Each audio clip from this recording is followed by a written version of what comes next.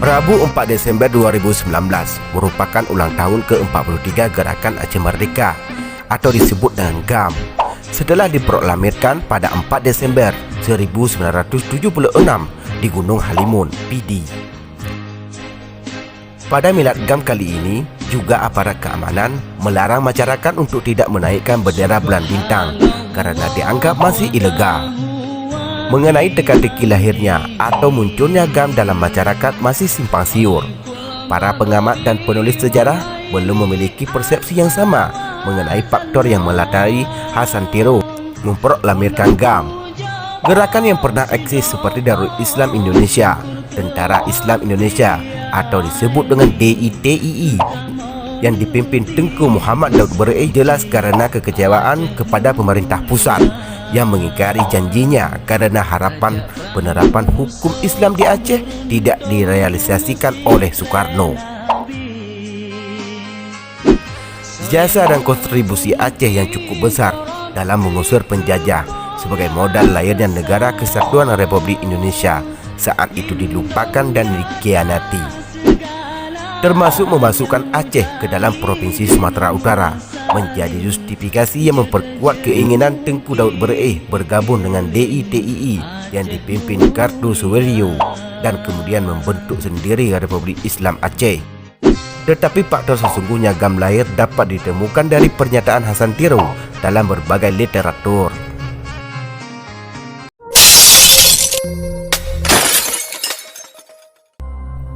Asumsi elit politik. Apabila merujuk kepada pernyataan para ahli sejarah, hukum, politik dan sebagainya, faktor yang melatar belakangi GAM muncul ditemukan berbagai asumsi. Ahmad Farhan Hamid dalam bukunya terbitan 2006 pada halaman 7, Jalan Damai Nenggoro Endatu, catatan seorang wakil rakyat Aceh, misalnya menulis bahwa salah satu faktor GAM lahir karena penempatan orang-orang luar Aceh pada posisi strategis di perusahaan kilang minyak terbesar di Aceh, yaitu PT Arun NGL. Ahmad Farhan Hamid menambah, selain alasan tersebut, munculnya GAM terakumulasi oleh kebijakan pemerintah pusat yang tidak memperhatikan aspirasi masyarakat Aceh, termasuk penolakan terhadap Perda Nomor 6 Tahun 1966 dan Tahun 1968 tentang pelaksanaan unsur-unsur syariat Islam di daerah istimewa Aceh dan larangan membuat, memasukkan, memperdagangkan, menyimpan dan menimbun minuman keras. Sementara menurut Abu Jihad dalam bukunya terbitan 2000 halaman 6, pemikiran-pemikiran politik Hasan Tiro mengungkapkan GAM lahir sebagai koreksi atas kezaliman pemerintah Orde Baru terhadap Aceh. Menurut Al-Qaeda dalam bukunya terbitan tahun 2000 halaman 41 yang berjudul Gerakan Aceh Merdeka, Jihad Rakyat Aceh Mewujudkan Negara Islam, menulis bahwa bangkitnya GAM dipicu oleh kebijakan pemerintah pusat yang merugikan umat Islam Aceh dan hanya terkesima melihat hasil daerahnya dijarah secara sangat eksplosif oleh pusat.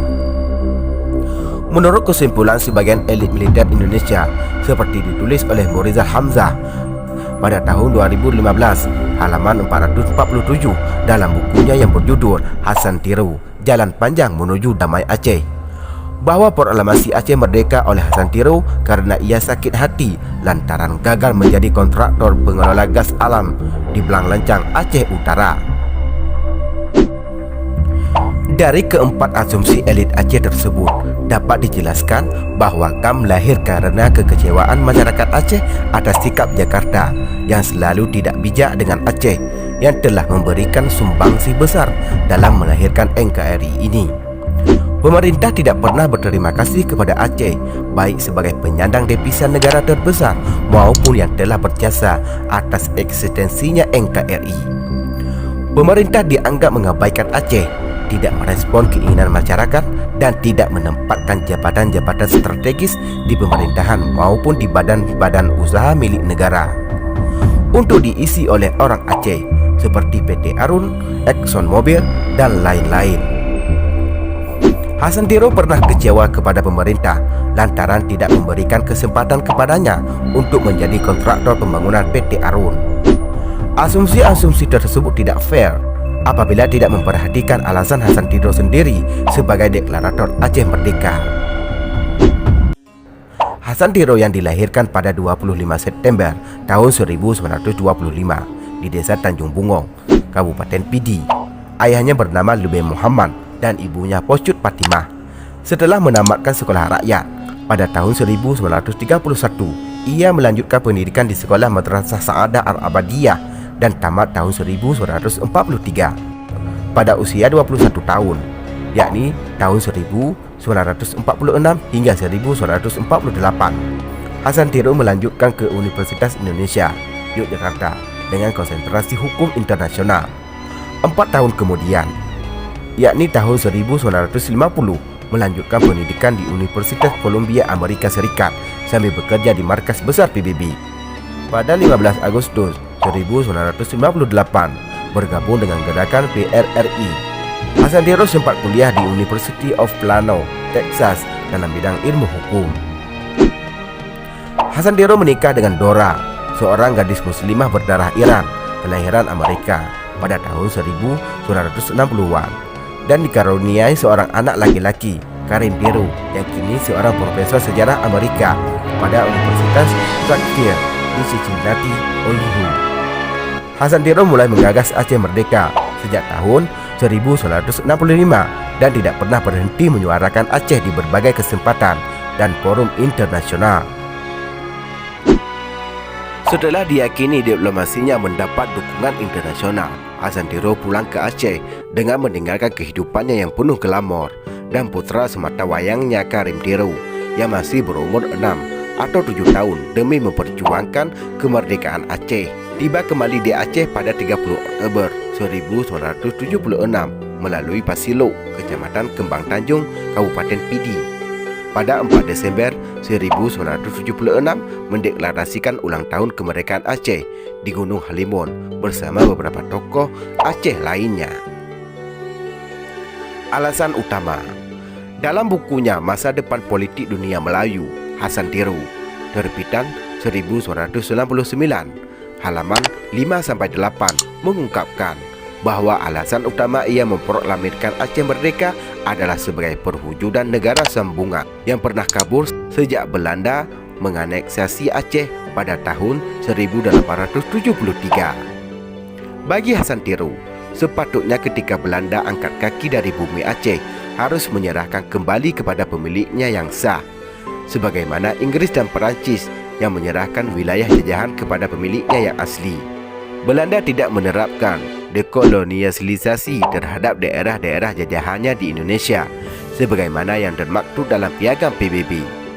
Belanda hanya menukarkan nama dari Hindia Belanda kepada Indonesia yang tidak sesuai dengan prinsip ex injuria jus non oritur, yaitu hak tidak dapat berasal dari yang bukan hak, keadilan tidak dapat berasal dari kejahatan. Belanda tidak memiliki hak menyerahkan kedaulatan negeri-negeri yang pernah dijajah kepada imperialisme Indonesia. Hukum internasional menganut asas ante bellum, artinya kekuasaan kolonial tidak boleh dibubarkan atau ditiadakan. Suatu wilayah kolonialisme hanya dapat dihapuskan dengan cara mengembalikan hak kedaulatan atas tiap-tiap wilayah yang dijajah kepada bangsa asli yang berhak. Pihak kolonial harus menyerahkan kedaulatan bangsa yang pernah dijajah kepada status quo atau melakukan referendum. Dengan alasan-alasan Hasan Tiro tersebut, kiranya dapat menjadi bahan kajian ilmiah bagi semua pihak dan tidak menjadi kesimpulan tendensius dan prejudis dalam melihat resistensi demi resistensi yang terjadi di Aceh.